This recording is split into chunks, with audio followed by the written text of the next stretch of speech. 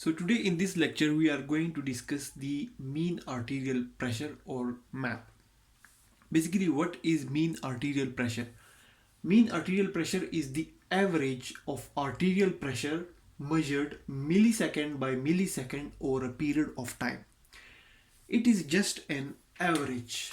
Mean arterial pressure is an average of the arterial pressure that has been measured millisecond by millisecond or for every second or a period of time. For example, we have 1 minute and we have taken like a lot of readings of arterial pressure.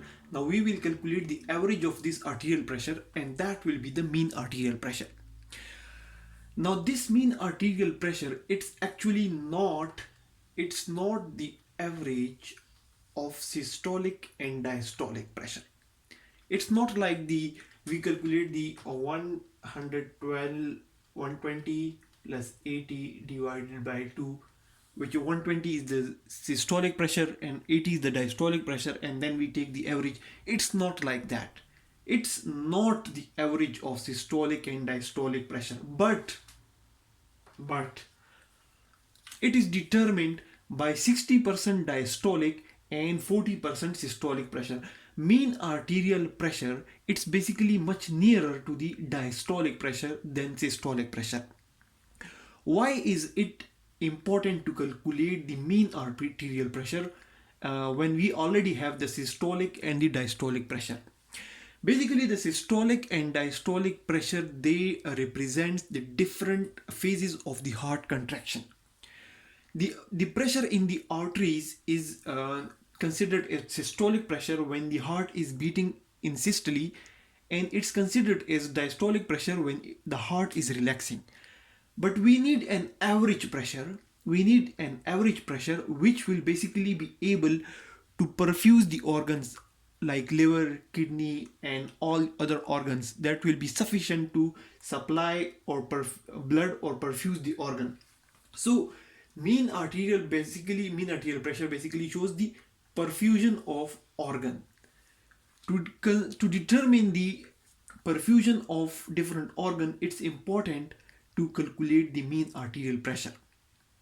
Now mean arterial pressure, when calculated and when it's above the 60, it shows enough perfusion of the organs. So MAP above 60 is showing enough perfusion of the organs, and when it's below the 60 level, it shows poor perfusion of the organs, all organs of the human body.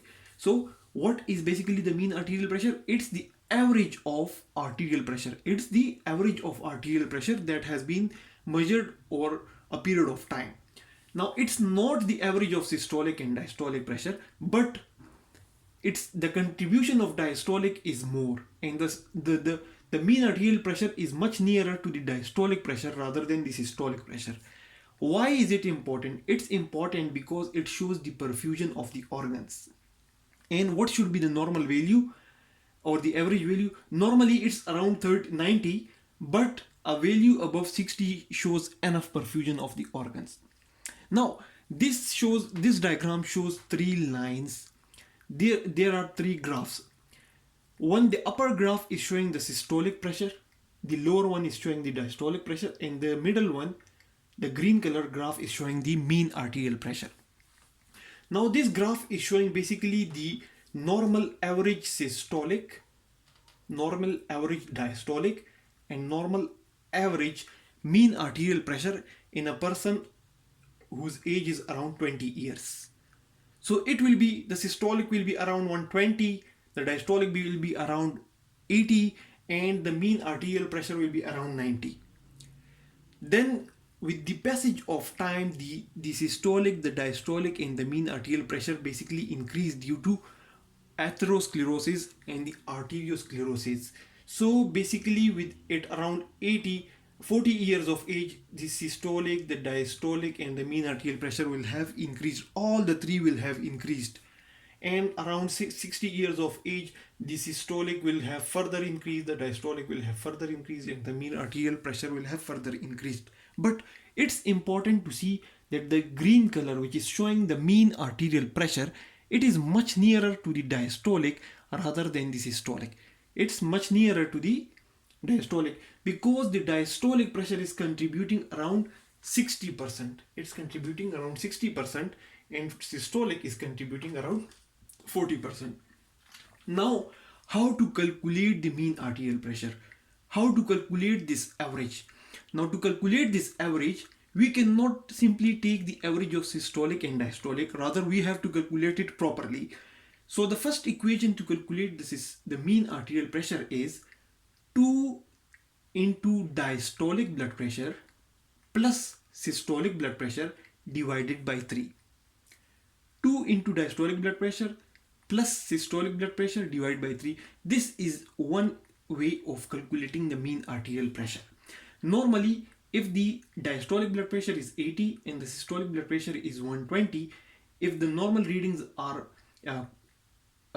put in this equation, we will have a mean arterial pressure of around 93. The same thing can be calculated in another way, and it's like diastolic plus 1/3 of systolic blood pressure minus diastolic blood pressure. Diastolic pressure plus 1/3 systolic blood pressure minus diastolic blood pressure. So diastolic is around 80, systolic blood pressure is around 120, diastolic blood pressure is around 80. So if we calculate it, it again comes around 93. It comes again around 93. We have previously discussed that systolic blood pressure minus diastolic blood pressure is equal to pulse pressure.